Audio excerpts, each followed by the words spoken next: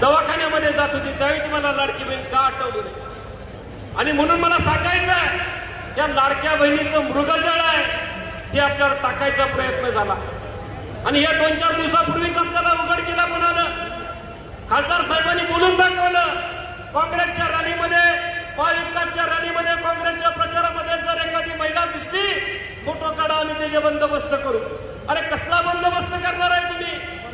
तर त्याची जी काही योजना आहे त्याचे 1500 रुपये आम्ही बंद करू.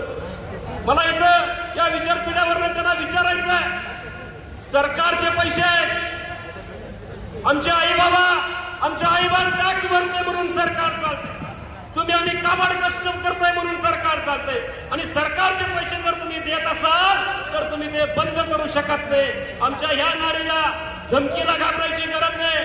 कोल्हापूरच्या महिला आपला एक असं कोणी समजू नये, त्या सबला एक तारा राणीचं रूप आहे, आई अहिल्याचं रूप आहे, आई जिजाऊचं रूप आहे. आणि म्हणून 20 तारखेला हे लक्षात ठेवून आपल्याला जावं लागेल. लाडकी बहीण ही फक्त नावापुरती लाडकी होती, काबड कष्ट त्यावेळी दिसले नाही. आणि तुम्हाला एवढी जर काळजी आहे ना बहिणीची, करा तिचा दवाखाना मोफत, तसं आम आदमी पार्टीनं केलं. करा त्या मुलांचं शिक्षण मोफत, हायर शिक्षण मोफत करा, जसं त्यांचं दिल्लीमध्ये शिक्षण चालू. मला इथं खात्रीपूर्वक सांगायचं आहे, त्या लाडक्या बहिणीच्या पोराला रोजगार द्या, तुम्ही देऊ शकत नाही. का नाही देऊ शकत? कारण कोल्हापूर या महाराष्ट्रामध्ये आले उद्योगधंदे गुजरातला द्यायचं काम तुम्ही केलं. वेदांता फोक्सन सारखी कंपनी असू दे, ब्लॅक्टर पार्क सारखा एखादा औषधी निर्मितीचा हब असू दे, डायमंड मार्केट असू दे, टाटा एअरवेजचा 22,000 कोटीचा प्रोजेक्ट असू दे, 3 ते 4 लाख रोजगार निर्मितीचे जे कारखाने आहेत हे तुम्ही गुजरातला घेऊन गेला. आणि आता तुम्हाला बहिणीचा भाचा आठवत नाही, आता त्या बहिणीचा नवरा तुम्हाला आठवत नाही. म्हणून आपण सावध राहायला पाहिजे. कारण ही लबाड लोक आहेत, त्यांच्यापासून 20 तारखेला आपल्या सुटका करून घ्यायचे. जशा पद्धतीनं प्रचार सुरू आहे तशा पद्धतीनं ते वेगळ्या पद्धतीनं आपल्याला षडयंत्रामध्ये अडकवायचा प्रयत्न करतायत, लक्षात घ्या. आता निवडणूक आपल्या हातातून निसटते, महाविकास आघाडीचा विजय होत आहे असं म्हटल्यानंतर त्यांनी नवीन एक फॉर्म्युला काढला. मित्रांनो, याला बळी पडायची गरज नाही. काय आहे यांचा फॉर्म्युला? त्यांची घोषणा आहे सोशल मीडियावरनं, भाषणातनं, बटेंगे तो कटेंगे. अरे आता आम्हाला छत्रपती शिवाजी महाराजांनी सांगितलं, आम्हाला महात्मा फुल्यांनी सांगितलेलं आहे, आम्हाला शाहूराजांनी सांगितलंय, ना हम बटेंगे ना हम कटेंगे. आता आमचा या विचारपीठावर एकच नारा आहे, हम पढ़ेंगे और बढ़ेंगे और महाविकास को खत्म, महायुति को खत्म करेंगे. मित्रांनो, 20 तारखेला आपली परीक्षा, ही परीक्षा आहे आपली. कारण बदलापूर प्रकरण आपण विसरू शकत नाही. बदलापूर प्रकरणामध्ये 2 पार्ट आहे, 2 पार्ट. एक नराधम जो लहान मुलीवर अत्याचार करतो आणि ती त्याची आई, त्या लहान मुलीची आई आहे, ती गेली पोलीस स्टेशन मध्ये. तिला वाटलं सरकार हे स्त्रियांचं रक्षण करणार आहे, आत्मसन्मान जपणार आहे. ती FIR नोंद करायला गेली बदलापूरच्या पोलीस स्टेशन मध्ये. काय निर्णय झाला? 14 तास तिनं वाट बघितली. 14 तास. 14 तासामध्ये तिचा FIR नोंद झाला नाही. 14 तासानंतर लोकल पब्लिक ट्रेन मधनं खाली उतरलं, रेल्वे स्टेशन फोडले, गाड्या फोडल्या, मग FIR झाला. अशा पद्धतीचं जर कोण म्हणत असेल की आम्ही स्त्रियांचा आत्मसन्मान जपू, आम्हाला मान्य नाही आहे.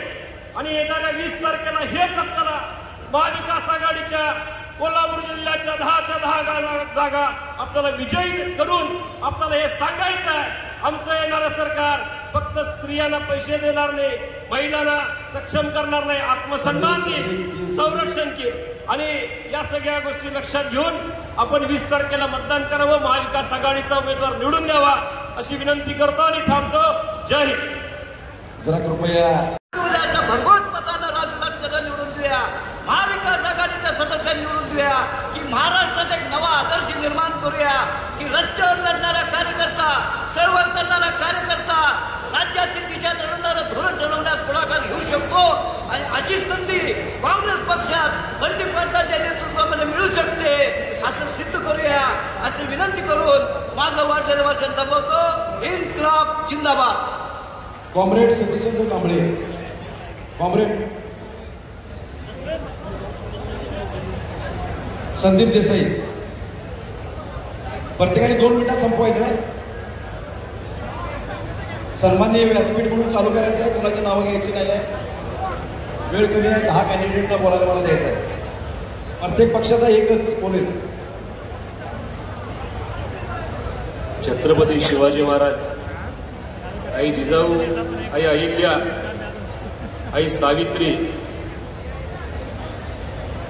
आणि आजच्या या कार्यक्रमासाठी जमलेले सगळेच विचारपीठावरील मान्यवर आणि एवढ्या उन्हातानात सुद्धा आपल्या लाडकी बहन प्रियंका गांधी यांचं स्वागत करण्यासाठी या संपूर्ण जिल्ह्याच्या कानाकोपऱ्यातून आलेले माझे मतदार बंधू भगिनीनो,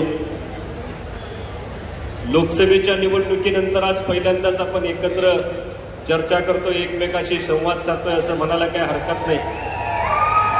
लोकसभेची निवडणूक होती आणि या लोकसभेच्या निवडणुकीला देखील इंडिया आघाडी असू देत, महाविकास आघाडी असू देत, सगळे एकत्रपणे लढले. या लढण्यामागं उद्देश अतिशय स्पष्ट होता. उद्देश अतिशय क्लिअर आणि अतिशय चांगला होता.